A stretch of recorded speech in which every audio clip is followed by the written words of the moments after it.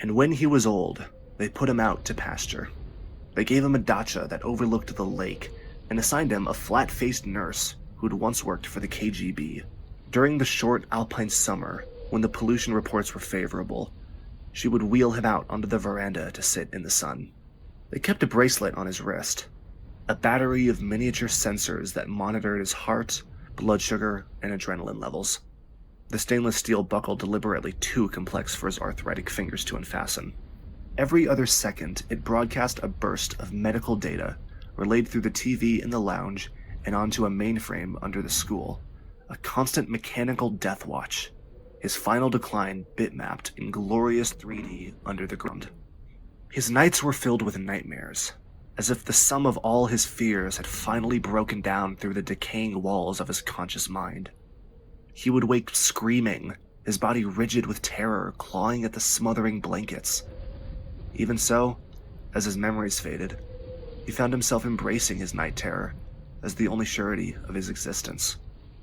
There was a horse in the field below the dacha, a magnificent white stallion, 18 hands high, with hooves as big as dinner plates which had gone bad-tempered with old age. Once in a while, a tall man with blonde hair would enter the field and talk to the horse. He was aware that he too had visitors, men and women, mostly in uniform. They too would speak to him, but like the horse, he was aware only of the tone, not the substance of their words.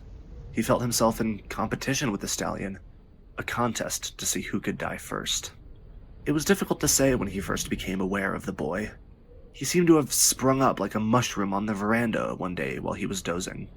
The boy never seemed to wear his boots, although the rest of his uniform was always crisp. The blue UN flashes startling against the deep camouflage green. The old man would open his eyes to find the boy squatting comfortably beside the wheelchair.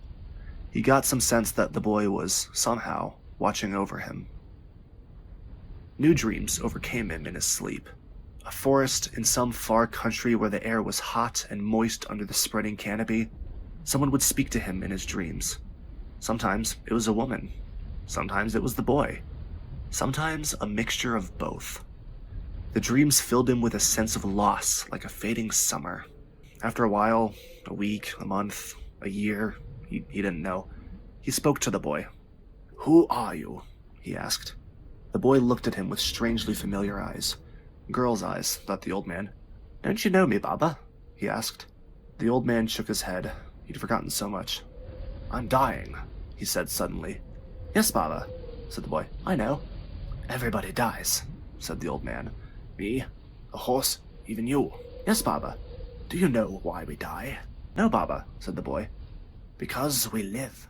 The boy was silent. Out on the pasture, the stallion restlessly pawed the ground. "You like the horse?" asked the boy, finally. "It's a stallion," said the old man, as if it was important. "You want to ride it?" "I can't," said the old man, restless in his wheelchair.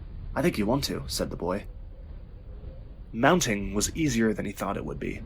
The boy was stronger than he looked, boosting him onto the horse's back. He felt the hot skin of the horse against his legs as he got astride, the muscles shifting under the skin. "I say," he told the boy, "I think I've forgotten how to do this." "Nothing is forgotten," said the boy. "Don't tell me," he snapped. "Tell the horse." The boy smiled and raised his hand. In that moment, the old man saw himself reflected in that boy's expression. Suddenly, he remembered it all.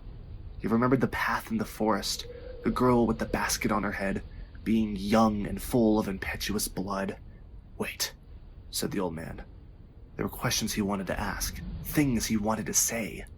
The flat of the boy's hand came down hard on the stallion's rump. The old man forgot the boy as the horse sprang away. He was amazed at the power still in the old animal, amazed at the strength in his own limbs, as he gripped with both knees and held onto the mane with both hands. The horse raced across the pasture, its hooves thundering on the grass like the sound of distant guns. The perimeter of the field was marked with a barbed wire fence, but the stallion took it easily, snorting with contempt. They hit the Medicam surface of the access road that ran down to the main road. He felt the wind rip around his face, stripping away the haze that had consumed his mind. He changed his posture, riding with his back down, head thrust forward into the wind.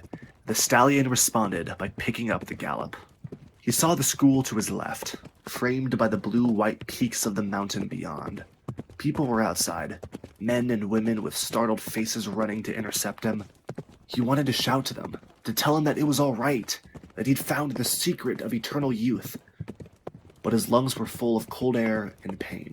The horse, too, was breathing in ragged, uneven gasps, spittle flying back from drawn lips. Across the landing field, they raced, where the helicopters clattered and buzzed, across the perimeter road and on the final pasture before the lake. He risked a look behind. A land cruiser was chasing them, bouncing across the rutted field, the driver taking insane risks to reach them in time. Too late. Ahead, the edge of the cliff bisected his view, the far shore of the lake just visible above, a line of wire mesh across the lip to stop the unwary falling. One last fence. The hated bracelet on his wrist started to scream. A last technical defense against oblivion. The stallion took offense with a meter to spare. The ground vanished from beneath them. He felt the artery burst like a blow inside his skull. Horse and rider were both dead before they hit the water 200 meters below. And when he was dead, they put him in the ground. They gave him a funeral with full military honors and buried him under the Union Jack. After the young soldiers had been paraded away, the old soldiers went inside to tell their lies and to try to drink enough to sleep that night. It was almost dawn by the time General Bambera climbed into bed in her husband's arms. He had taken it very well, considering it had been his horse. "Nothing is forgotten," she said, before she fell asleep. They woke her an hour later to tell her that a mountain in America had just exploded.